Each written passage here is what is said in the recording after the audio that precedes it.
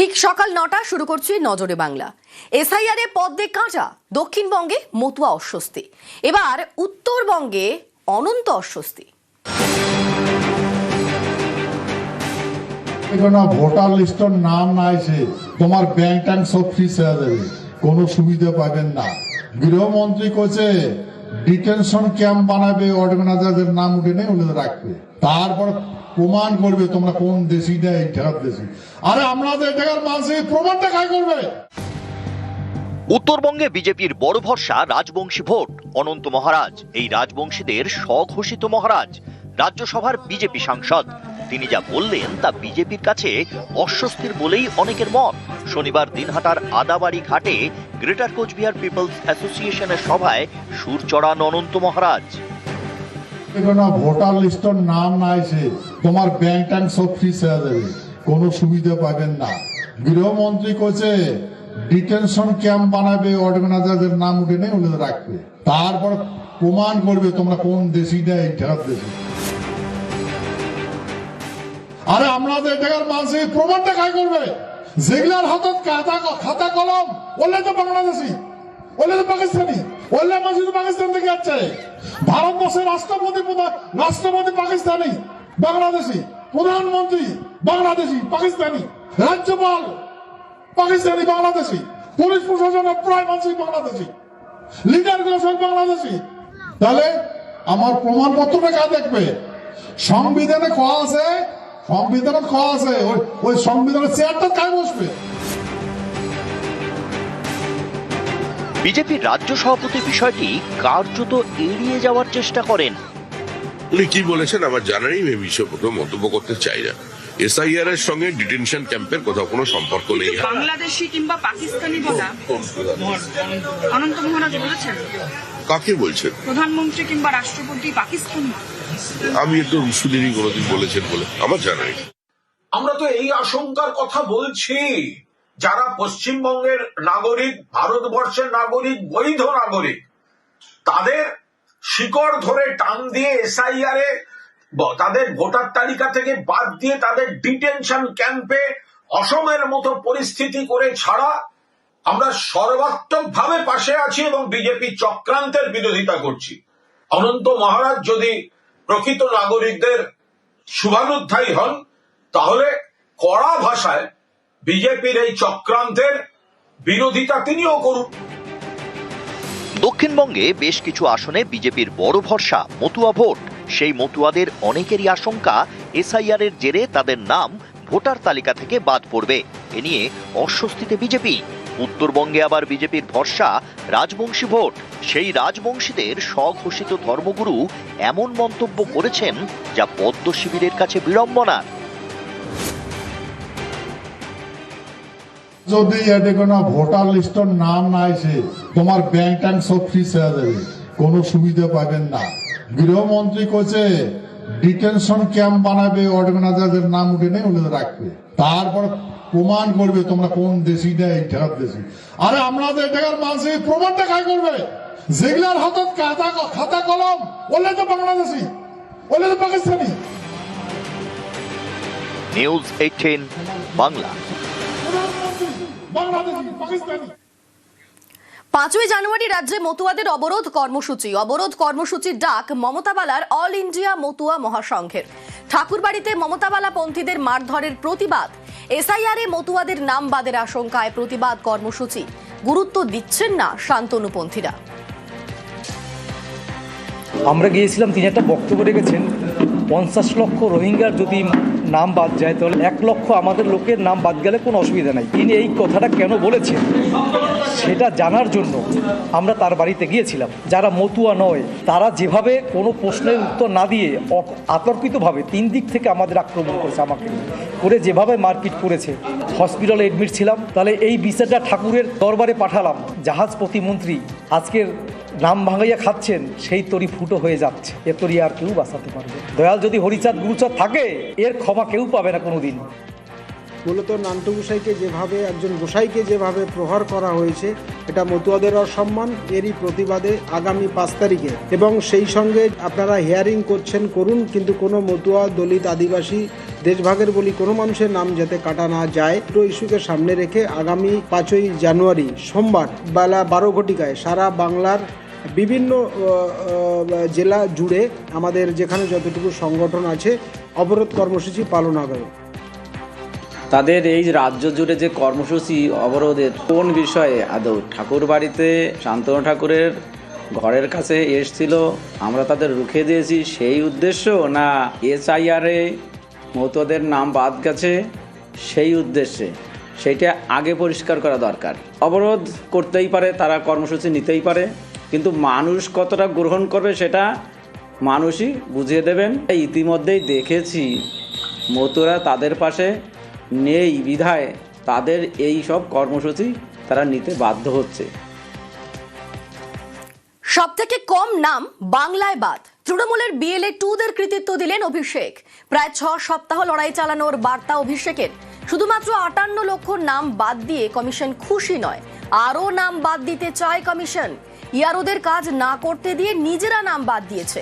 এই পরিস্থিতিতে বুথে বুথে ছায়াসঙ্গী হিসাবে কাজ করতে নির্দেশ দিয়েছেন অভিষেক বন্দ্যোপাধ্যায়।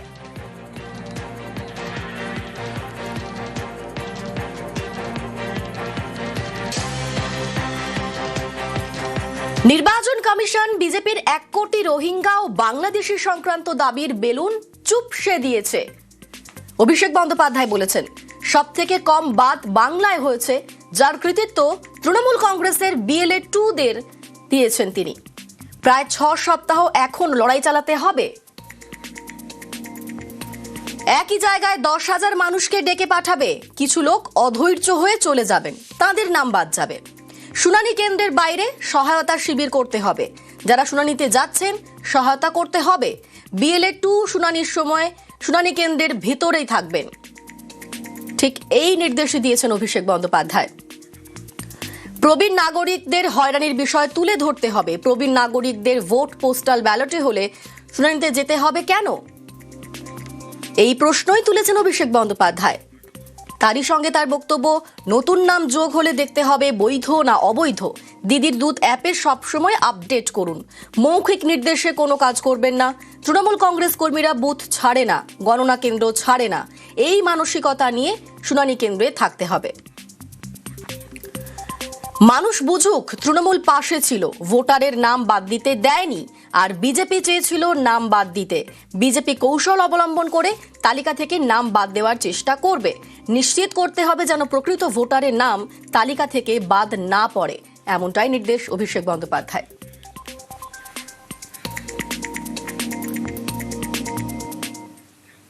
আজ ফের সিইও দফতরে তৃণমূলের 5 প্রতিনিধি। এসআইআর শুনানিতে চরম হয়রানির অভিযোগ। হিয়ারিং হয়রানি বয়স্ক থেকে অন্তঃসত্ত্বাকেও। BLA 2দের বৈঠকে সরব অভিষেক বন্দ্যোপাধ্যায়। হিয়ারিং হয়রানি নিয়ে বিজেপি কমিশনকে তোপ। প্রতিবাদে আজ সিইও দফতরে তৃণমূলের প্রতিনিধি দল। দুপুর 3টে মুখ্য নির্বাচনী আধিকারিকের দফতরে তৃণমূলের প্রতিনিধি দলে রয়েছেন পার্থ ভৌমিক, প্রতিমা মণ্ডল, থাকবেন শশী পাঁজা, পুলক রায়, বীরবাহা হাসদাও।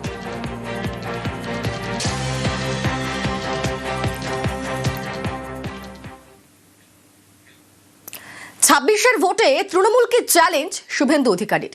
2 মেদিনীপুর ও ঝাড়গ্রামের সব আসনে জয়ের চ্যালেঞ্জ। অবিভক্ত মেদিনীপুরের 35 বিধানসভা কেন্দ্রে জয়ের চ্যালেঞ্জ শুভেন্দুর। গত লোকসভা নির্বাচনে পাড়ায় পাড়ায় ঘুরেছিলেন অধিকারী মুক্ত পূর্ব মেদিনীপুর করতে। 16টা বিধানসভার মধ্যে 15টাতে বিজেপি লিখবে। 16টা সিটই মোদিজিকে উপহার দিবে পূর্ব মেদিনীপুর শুধু নয়, পশ্চিম মেদিনীপুর, ঝাড়গ্রামও একই সঙ্গে অবিভক্ত মেদিনীপুর। আমরা শূন্য করব 35টা আসনে, শূন্য করব। সব সিট মোদিজিকে দেব। প্রতীক দেখে ভোট হবে, প্রার্থী দেখে নয়। নেতা একজন, তার নাম নরেন্দ্র মোদী।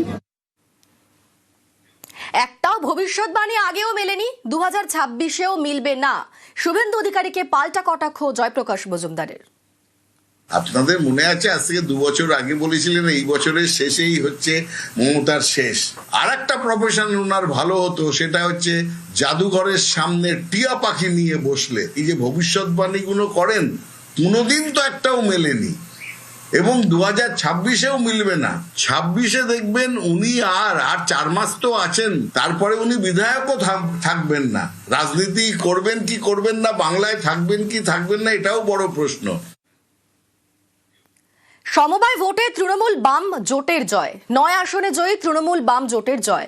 পূর্ব মেদিনীপুরের চণ্ডীপুরে সমবায় ভোট, গোবর্ধনপুর সমবায় সমিতির ভোটে জোটের জয়। সমবায়কে বাঁচাতেই জোট বলে দাবি তৃণমূলের। 9টি প্রার্থী আমাদের সমানভাবে লড়াই করেছে, লড়াই হাড্ডাহাড্ডি হয়েছে। তৃণমূল কংগ্রেস এবং সিপিএম এর জোট তারা জয়লাভ করেছে ঠিকই, কিন্তু আমরা এখান থেকে বার্তা দিতে চাই তৃণমূল কংগ্রেসের তাদের এমন দুরবস্থা যে একটি সমবায় নির্বাচনেও পর্যন্ত তারা সবকটি আসনে তারা সিট দিতে পারেনি, প্রার্থী দিতে পারেনি। সবগুলোতেই সমবায়ীরা দাঁড়িয়েছিল, এখানে সমবায়ীরা 9টা ভোটেই জিতেছে, সম্পূর্ণই টিএমসি প্যানেলেই জিতেছে। দেখুন, এখানে জোট নয়, এখানে সমবায়কে বাঁচানোর স্বার্থে সমবায়ীরাই ভোট করেছে। হুমায়ুন কবিরের ছেলেকে ছাড়ল পুলিশ। হুমায়ুনের নিরাপত্তা রক্ষীকে মারধরের অভিযোগ। মারধরের অভিযোগে আটক হন হুমায়ুনের ছেলে। বাড়ি থেকে হুমায়ুনের ছেলেকে আটক করে পুলিশ। 8 ঘন্টা পর ব্যক্তিগত বন্ডে হুমায়ুনের ছেলেকে ছাড়ে পুলিশ। ছুটি যাওয়ায় মারধরের অভিযোগ নিরাপত্তা রক্ষীর। মুর্শিদাবাদের শক্তিপুর থানায় অভিযোগ দায়ের। হুমায়ুন কবির ও তাঁর ছেলের বিরুদ্ধে একাধিক ধারায় মামলা। ফরেনসিক পরীক্ষার জন্য পাঠানো হচ্ছে সিসি ক্যামেরার ফুটেজ।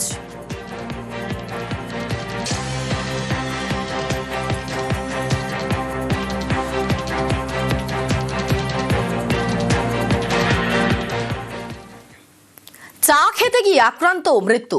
মত্তদের হামলায় জখম সিভিক ভলেন্টিয়ারের মৃত্যু।